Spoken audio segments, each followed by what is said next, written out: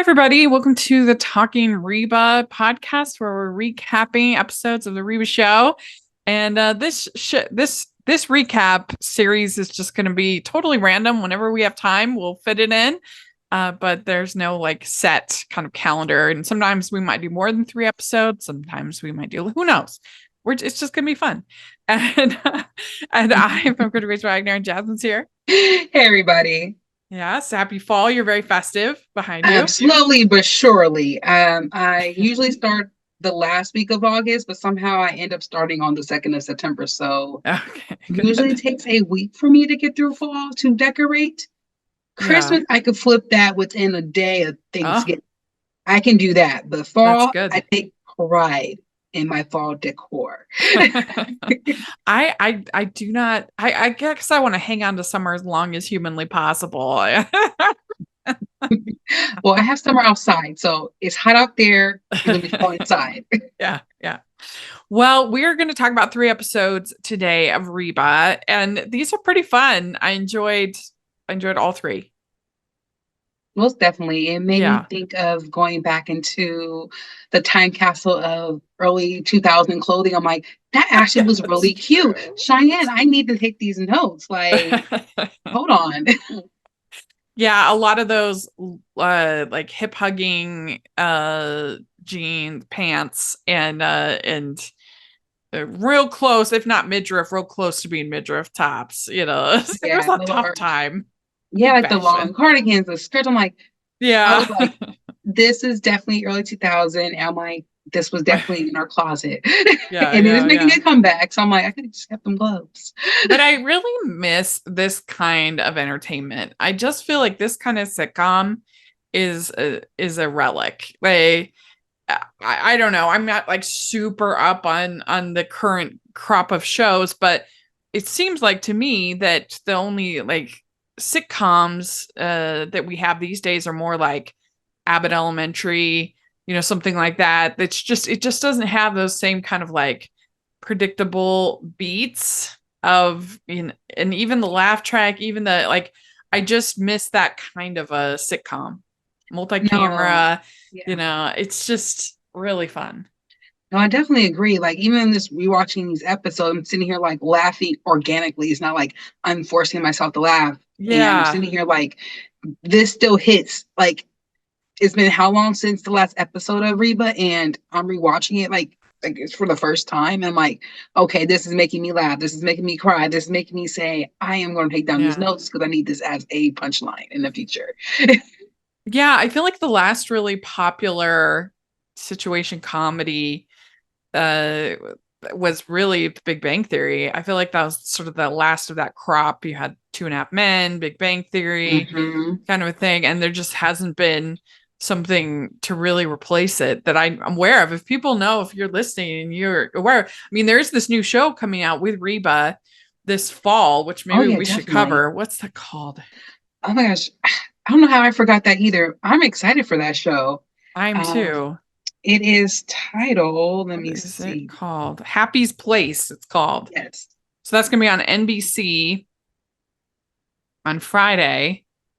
Premiere October 18th. So yeah, we'll definitely have to cover that in October. We definitely, because I definitely want to rewatch the trailer, but the trailer did sell me. So I was like, okay. Yeah, me too. Yeah.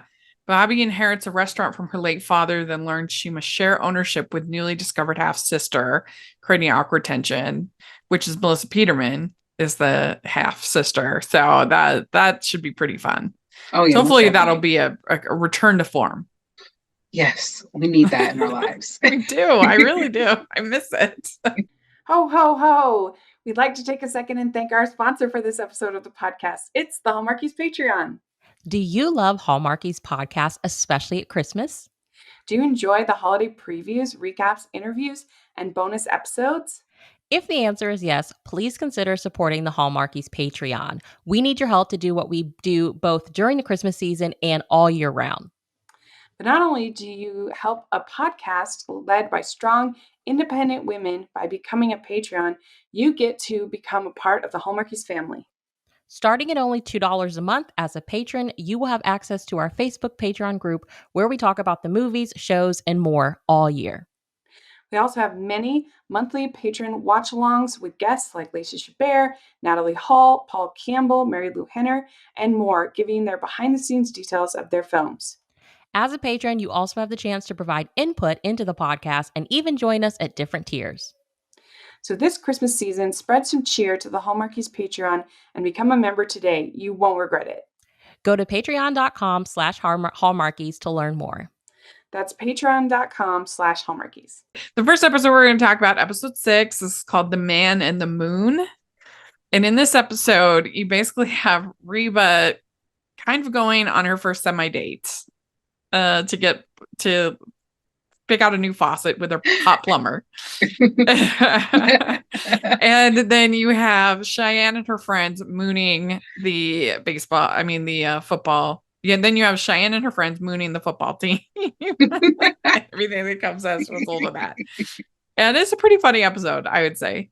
Most definitely, especially Reba not getting the hint that the handyman, the plumber, is actually liking her, and everybody dropping here like, no, like no, Reba, like, he likes you. I'm like, no, and then you get the punch time with Barbara Jean and them both laughing, like me, like, yeah, her. I'm like, yeah, it's true. I think this did require, probably of the 6 episodes we've watched, maybe not the pilot, but I think it required the most acting from Reba. That she had to kind of play off of this, kind of insecure, didn't know what to do kind of a thing. And the pilot probably is the most, but after that, I think this is the most of the regular episodes for her acting. Oh, yeah, most definitely. Like, she literally sold of, like, I'm in the middle of the separation, getting a divorce, and, like, someone's hitting on me. Like, I'm confused. Like, no, like, she's in this denial, like, the Lulu, everybody's calling it. Like, no, you're like, no. And then, like, if I was to, like, go out on a date, I would talk to you kids about moving on. Yeah. There's that, like, sort of insecurity that she has that would be very natural. I mean, as hard as it is being single sometimes, I can't even imagine how much harder it would be if you weren't single, like you had a relationship and then all of a sudden you back at it. Like, that would be the worst. To be like, oh my gosh, I'm back here again. Like, I give huge props to any of our listeners who have dealt with that, faced that, because that would be incredibly hard. You are the true MVPs, because yes, in the year of Lord 2024, it is ratchet out here. Yeah, it's tough. It is really, really hard. But yeah, the sink is broken. She doesn't need a man. I'm really confused about the whole rake solution. I don't really understand how that was gonna. I guess she was like gonna push it out or something. Like a plunger situation. I don't know, but that was a great segue for the plumber to make his way into the home. So she calls the plumber, and I like they kept the rake in there. And then Barbara Jean comes over and she's all flirting with the plumber, which is just so funny. Like, Barbara Jean, I love her so much. Like, Barbara Jean, like, your man's over there, and the one that you took from Reba. Like, what? How are you trying to? Don't hide your cake. You eat it too. And then Brock's like, the plumber is hitting on you. I don't know if I like that. And she's just kind of like, well, you gave up your right to have an opinion on this. That part. Remember that. Yeah. Jake just spent the morning with you and your pregnant mistress. I don't think a new plumbing will put him over the edge. That was a perfect line. Like, top tier of the episode. Yeah. So then we get this whole thing with Cheyenne mooning the football team. And it's oh goodness. The thing that happens in the Van is 90s, mad. Early 2000s that you don't see go viral in the same age. Your butt is more mine than any others, is what he says. I don't appreciate your Neanderthal attitude. I don't appreciate you using words. I don't know. But can we talk about the fact that their dial-up system, I'm not sure, because they were like in this like higher ranking of like household, because like back in our day, I feel like I'm getting old right now, that we had to unplug the phone to plug in dial up. And then when somebody used the phone, had to unplug it and plug the phone back up. They must have some good, like, high tech, like, rich status of I can have the phone working and I can be on the internet. Okay. Like, that will be I'm trying amazing. to think what it was in 2001, because this when this aired is 2001. Yeah. And I mean, I feel like it was starting to get a little bit faster. Like you weren't, I don't think you had to do like the whole, because You've Got Mail was released in 1999, and I do feel like there was a little bit of a jump in those couple of years. Maybe it was the whole Y2K thing that people were worried about. But yeah, you're right. It probably is a little fast. I sat here like I was sat here like that's upper class like privilege. You could have the internet and you could have the phone running at the same time, where you have to choose one or the other. And we're not gonna get into party lines yet. Yeah, so You Got Mail was actually 98. So, and they still had that whole AOL. Ding, ding, ding, ding, ding, ding, Do I miss the chat rooms? Yeah, you're probably right. They probably would only have one computer in their house, which they did at that like, time. It was the Mac. I recognize that MacBook. It was at my aunt's job too. I was like, this is definitely early 2000s right now. Yeah, that's true with the colors. Yes, those were huge. Those Macs. Yeah, that's true. That's a good point. But I just like this whole back and forth between Van and Cheyenne, because he is, I don't know, I feel like he is like I feel like he's a pretty realistic character. Like he's very sweet and very endearing, but he's not like perfect. He says the wrong thing sometimes. He puts his foot in his mouth. Like he's a 17-year-old kid, trying to figure all this out. And I don't know. I just think that they get that balance really well. Oh yeah, most definitely. And then like, him trying to be protective of Cheyenne, like, wait a minute, like, no, everybody's seeing it. I'm like, yeah, you see that little part of him, like I remember us joking around with them when we used to do this, before marriage. But now I'm like, wait, you're my wife. Like, I gotta protect you. yeah. And I'm like, we see that. We see the growth, Van. We see the growth. And they have such nice chemistry together, because most people kind of dismiss Cheyenne as being kind of stupid, but sweet and lovable. And that's kind of the same way that you describe Van. So they are a natural pairing. They are the yin and the yang to each other. Yeah. You have a little van in there, a little mini van. I'm like, this is the cutest thing ever. And I'm here for it. Yeah. Well, and so then she asks him to fix this situation, and his solution is to tell everybody not to vote for her. And she's like, nobody voted for me. And he's like, and she's like, just because they didn't vote didn't mean they didn't look. There's only 2 votes, one from him, one from her. I voted for myself.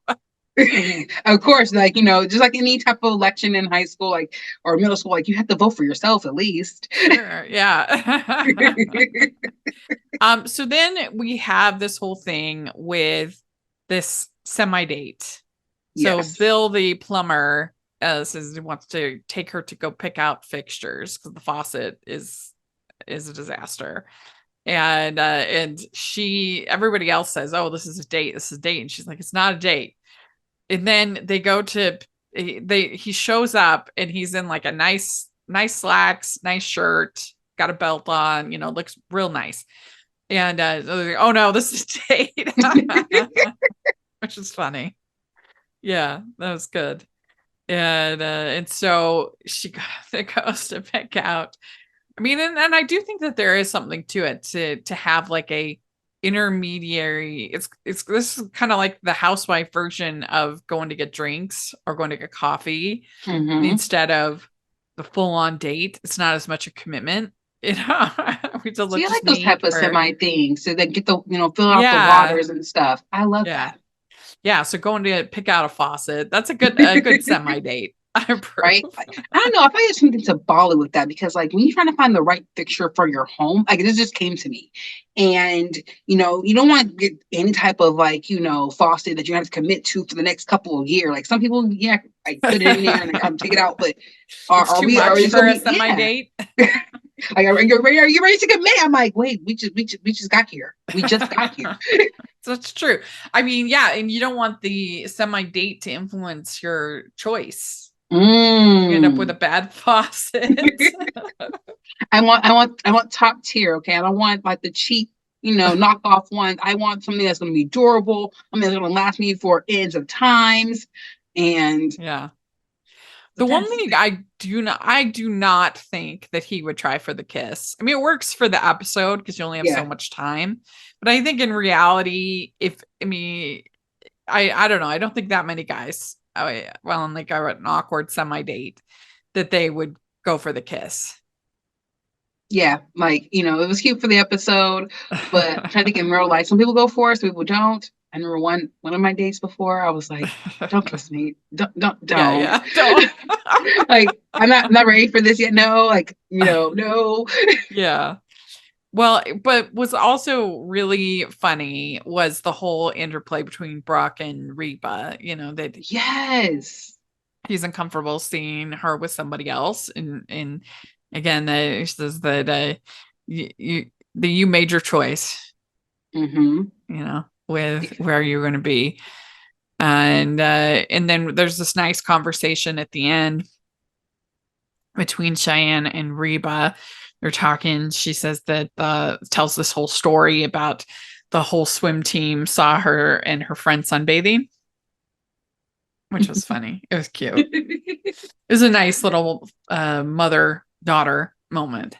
I love it. And just to touch on Brock, like you said, like, he, you made your choice, but at the same time, like, you're upset now that another potential man may come into your household that you once were in. Now you're proud of it, and now you feel some type of way. Like, you should have thought of that before you stepped out and had a whole mistress, and now here we are. Yeah. And we can see that in his eyes. We can see that. Like, you still have feelings for Reba, like this little bit, but at the same time, it's like, you made that choice. I do think it is a problem that the show, I don't know if they ever 100% really deal with, because why any man would cheat on Reba? Like, Reba is so great, and like in real life and on the show, she's like such a great mother. She's obviously beautiful, talented, everything like that. And especially, why would he do it with Barbara Jean? I don't know if the show ever really like explains that, that they try sort of later on to kind of that they try to give some, kind of thing that he didn't like feel valued or whatever. But yeah, I think it is kind of a problem. Just this initial premise of like, who on earth would cheat on Reba McEntire? I have no idea. Thank you. That should be a sign. Like the little meme that writes on the sign, like, who would cheat on Reba McEntire? Yeah, because they can't. You have to at least like Brock a little bit. Like, he has like his little moments, but but his little feelings are hurt when someone takes over his territory of his home where his soon-to-be ex-wife and kids stay at, and like, no, this doesn't fly with me. I'm like, why did he do that? Why? Today's episode of the podcast is sponsored by Acorns. Investing can feel intimidating, and most people don't know where to start. I remember when I first started investing, it was very overwhelming. That's where Acorns comes in. Acorns makes it easy to start automatically saving and investing in your future. Acorns is an app that recommends an expert-built portfolio that fits you and your money goals, and you don't need a lot of money or expertise to invest with them. In fact, you can get started with Acorns with just your spare change. Head to acorns.com/hallmarkies or download the Acorns app. Start saving and investing for your future today. This is a paid, non-client endorsement. Compensation provides incentive to positively promote Acorns. Investing involves risk. Acorns Advisors, LLC, an SEC-registered investment advisor. View important disclosures at acorns.com/hallmarkies. Head over to acorns.com/hallmarkies or download the Acorns app to start saving and investing for your future today. That's acorns.com/hallmarkies. And the episode 7 is called Tea and Antipathy. And this is where Kira doesn't want to spend any time with Brock, and because she doesn't get along with Barbara Jean. And Cheyenne and Van think about maybe moving in with his parents.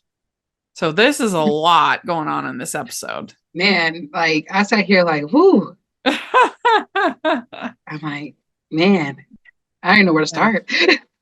Well, so Kira doesn't want to spend time with Brock. And you know, that's and to a certain extent, Brock doesn't really want to spend time with Kira. You know, she's at a tough age. She's at a demanding age. That I don't know if many parents really want to spend time with their kids at certain ages. Let's be real. But he obviously needs to, and it's important. But he and he's trying. You got to give the man some props in this episode for really trying with Kira.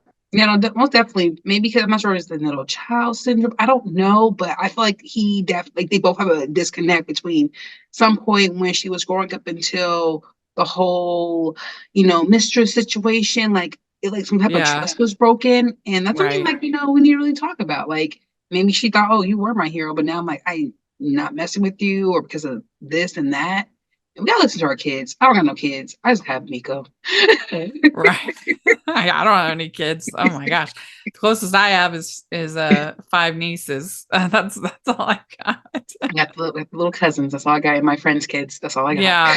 So, but it's got to be tough when you have a split family and the kids don't want to visit the other parents. Like, how do you deal with that? I can't imagine. It would be very difficult.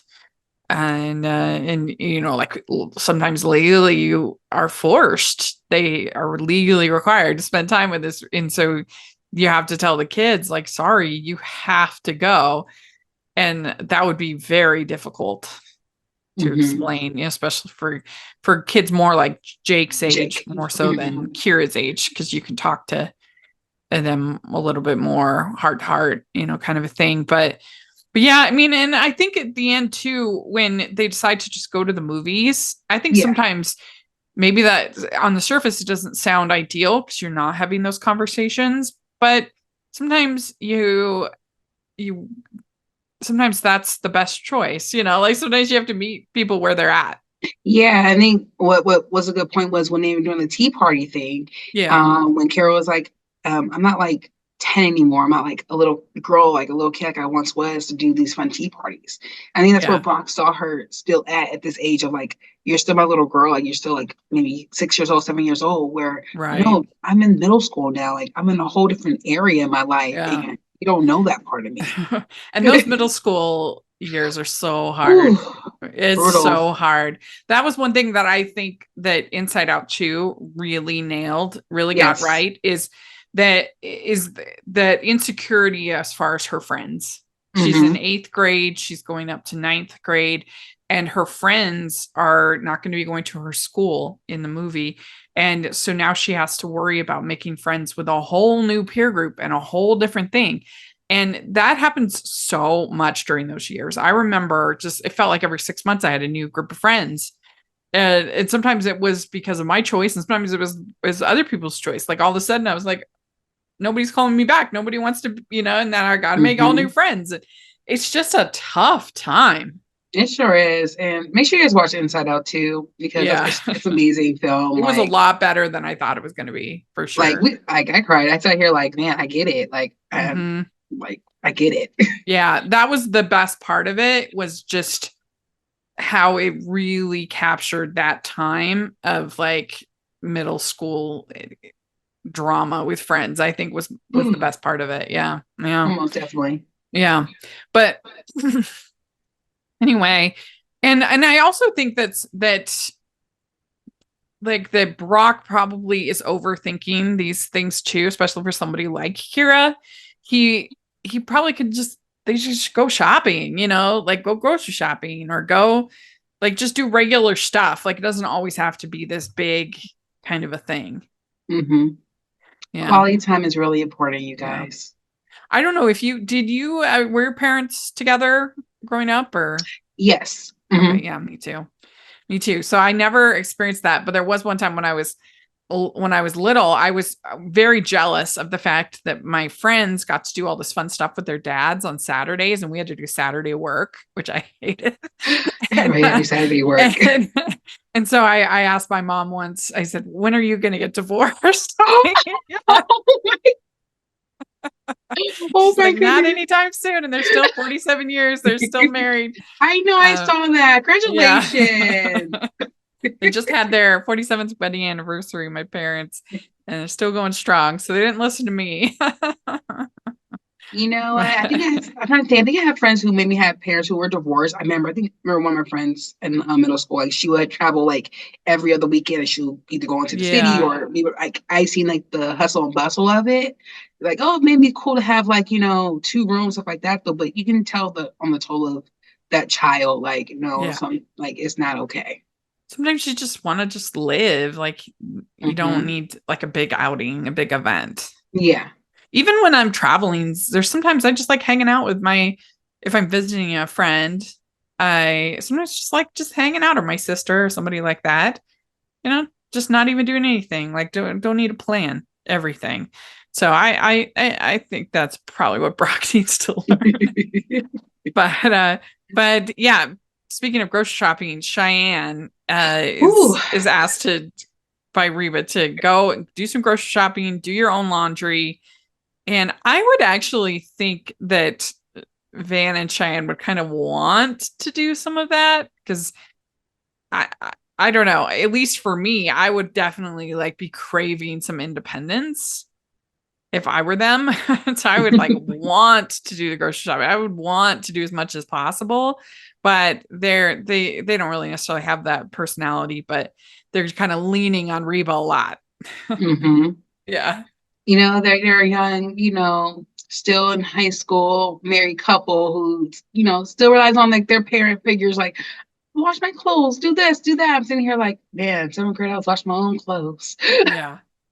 Well, so Van and Cheyenne come back and say that they are getting an apartment, even though they have no job. And it was really funny when Cheyenne's like, I have my allowance.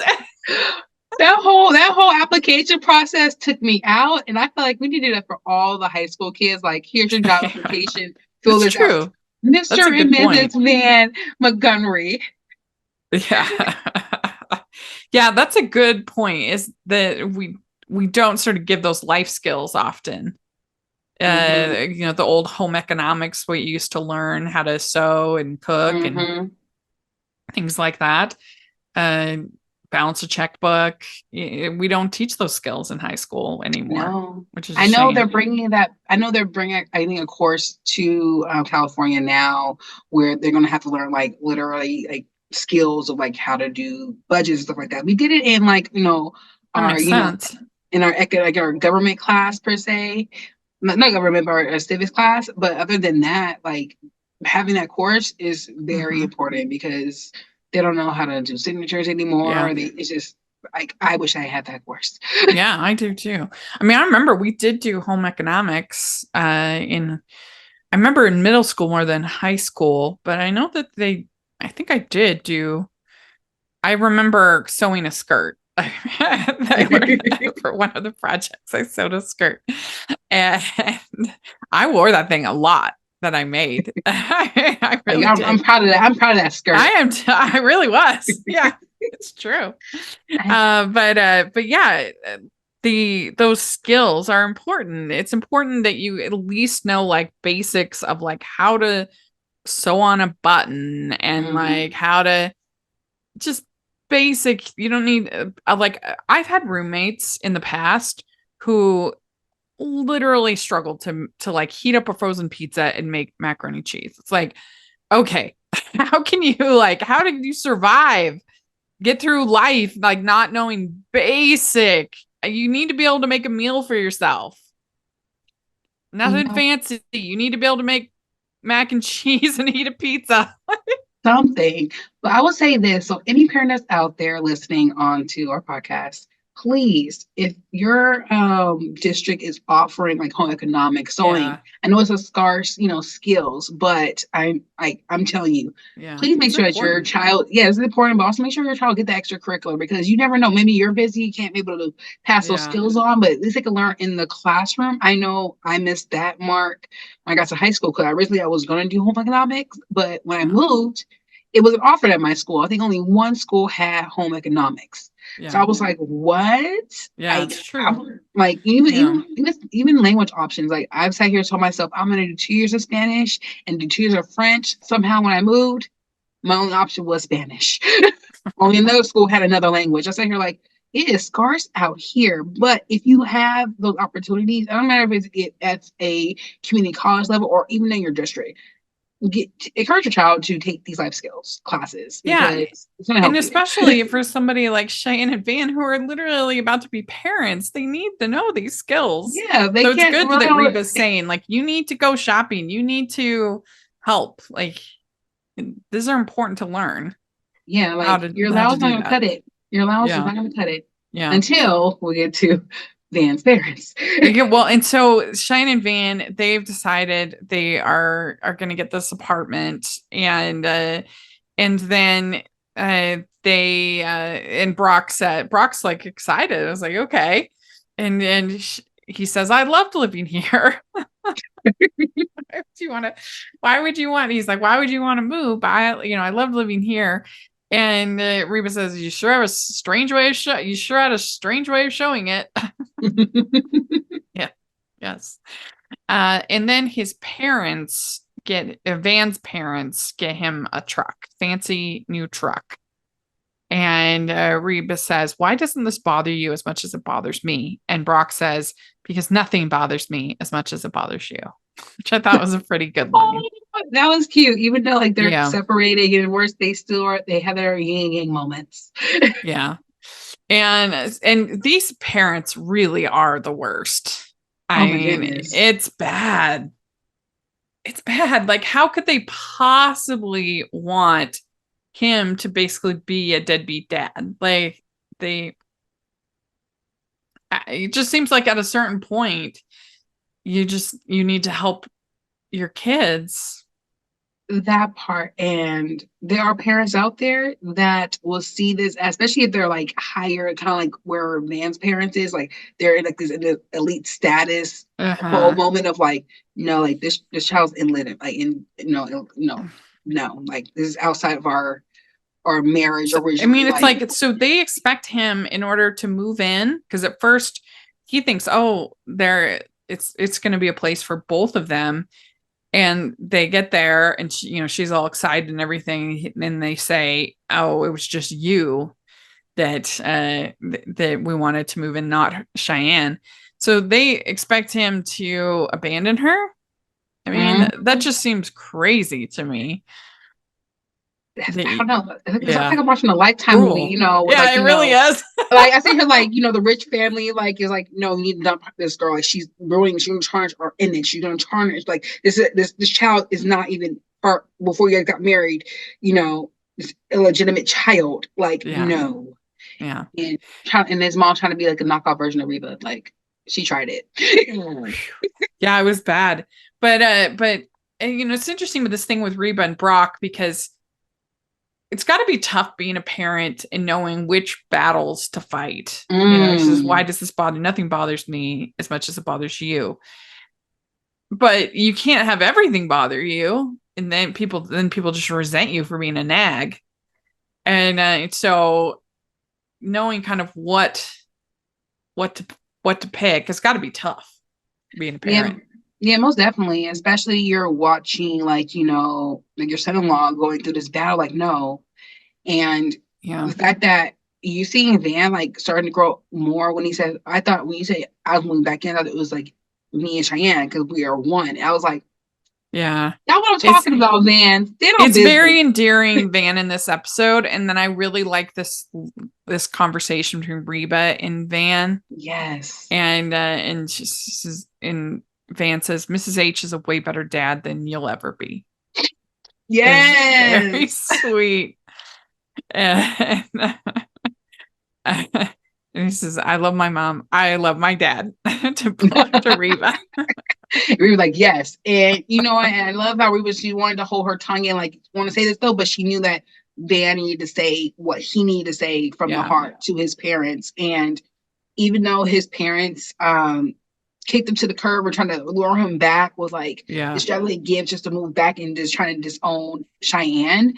I'm glad for the fact that Van stood up. I'm glad that he has Reba as not only as his mother-in-law, but another mother to support him and be that mother and father figure for him during this transition. Yeah. Thank you, and Reba. I just love their relationship and how it grows over the course of the seasons.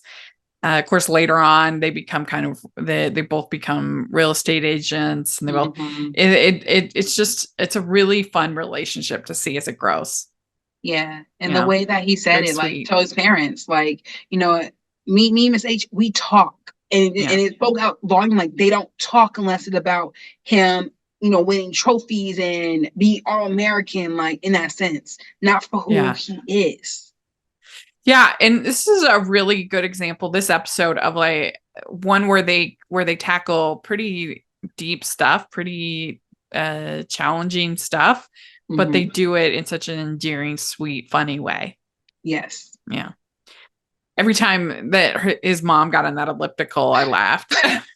Oh, like, what are you doing? Brought off the celery sticks you ate last night? I was like, yeah. That was funny. So it was a pretty good episode. We'd like to take a second and thank our sponsor for this episode of the podcast. It's Harpeth Road Press and New York Times bestselling author Terry Wilson's new book, Once Upon a Royal Christmas. This charming Christmas royal romance will be the perfect escapism for this holiday season. Gracie Clark, who spends most of her time playing a princess at children's parties, might just have the Christmas of her lifetime this year. She's won a contest, the opportunity to star in Prince Nicholas of San Glycera's annual Ice Village festivities, and accompany the royal family to holiday events. Prince Nicholas, however, isn't as excited. An absolutely wonderful fairy tale escape from Terry Wilson that will have you believing in Christmas magic. You can pick up Once Upon a Royal Christmas anywhere where you shop for books or use the affiliate link below. That's Once Upon a Royal Christmas. We know you'll love it. Episode 8 is Don't Know Much About History is the name. And this one, we have Kira picking up the tuba. And we have Van flunking his history test. And this is another really good Reba and Van moment. So we've had quite a few of those. And it starts out with Kira coming in and playing the tuba. And I like Brock's line, I know we live in Texas, honey, but that necklace is a little over the top. That was funny. That was a good line. And so Van flunks his test, so he can't play football for the week. And Brock gets the teacher to give him a retry, and he does it, and he flunks again, second time. And then the teacher says that one Halloween I dressed up as Mary Todd Lincoln. Does that count? Teacher. That was funny. Yeah, because he loves reenactments. The teacher does. Yeah. So Kira, the reason why she started, that's right. That it's Brock who says that the teacher says, "Oh, do you do any?" Because the teacher has no idea about football. Yes. And so he thought it was in band. He says, "Oh, but I do reenactments. Have you ever been in a reenactment?" And then Brock says, "No, but I did dress up as Mary Todd Lincoln for Halloween." Yeah. Does that count? At least we know that, like the teacher, likes the band. So we need to know this. Like, yeah. Well, so he takes the test, he flunks again, and Reba talks to him and says that no one's life is decided in the third grade. You aren't an Olsen twin. Which was pretty good. That was funny. And so maybe you need to look at other interests besides football. And especially with the kind of pressure that he's under. Yes. Yeah, there's a lot. He's got a baby coming. He's married. He is the captain of the team. All that. It's a lot for a 17-year-old kid. I'll try to keep his grades up for he can go to college. And if they're like, he's struggling. He got a lot of anxiety happening. Yeah. We need joy in here. So the reason why Kira has gotten into tuba is because there's this kid, Brian, who also plays the tuba. And it's clear this is Kira's crush. Aw. And it was funny because Reba's like, oh, yeah, take your friend up to your room. And then he comes and he's like, oh, that friend. Yeah, I never really had a lot of guy friends. There were a few in my peer group, but most of my friends were always girls. So I never really had to deal with this. I went on a couple dates, but never really like dated anybody in high school. So I was just I don't know what my parents would have done or what kind of rules they would have, but I never really. It was always girls. I'm really trying to think of like I had those moments. I think it was like my first year out of college. I want to say I had like my friend, my cousin at the time, touched up with her friend that she knew at her old high school, and I think he was like a year older than me. So like my aunt was like okay with like, oh, like how can you have in the room? I'm like, all of us, I'm like, oh, this is awkward. Okay, like how like do we get the you were still living at home? No, actually I came back for like break. Oh, okay. Break. Yeah, came back and was just chilling, like, okay, like hang out at nighttime, like my cousin's there, like, okay, is the door closed? Yeah. Like, am I can I do that? Like I'm like, I know I'm an adult, but can I get to keep the door closed? I can do that? You usually have to keep the door open. Is your dad like was he like kind of protective at all of that or that kind of thing, or pretty chill? I think when I was growing up, at the time, my dad, he definitely was that protective. I was like the last of his kids, and in that sense, so like he doted over me in that sense, though. But I think when I got older, it was like he wanted the best for me. I think my mom too. So it's kind of weird seeing it from like an adult perspective versus like a younger perspective. But for me, with crushes, I had guy friends. Like they were there. I remember one time, man, I dropped off at college one time, like with one of my friends, like be careful. I'm like, that's my friend. Like, ew. But other than that, most of my guy friends either they're my guy friends or they got put into the friend zone, not even knowing I put them in the friend zone. But if you were my crush, you would know if you were my crush. And so you friend on me. I probably wasn't the best at hiding it either if I had a crush. I just didn't have the confidence to like go for it, so I probably would just kind of, I don't know, it was a mess. I keep telling myself to keep shooting my shot every time. I will keep trying. So funny because I'm like super extroverted except for when it comes to boys. Like I get all like nervous and I can't talk and like it's a mess. They're like, okay, well, I guess I can talk about that is one great thing about being a movie fan is that you can always talk to almost anybody about movies. So if there's like an awkward conversation, what movies do you like? Ooh. What do you what's your favorite or what's one you like? And so because almost everybody has something, even my parents who hardly like any movies, they at least would have something.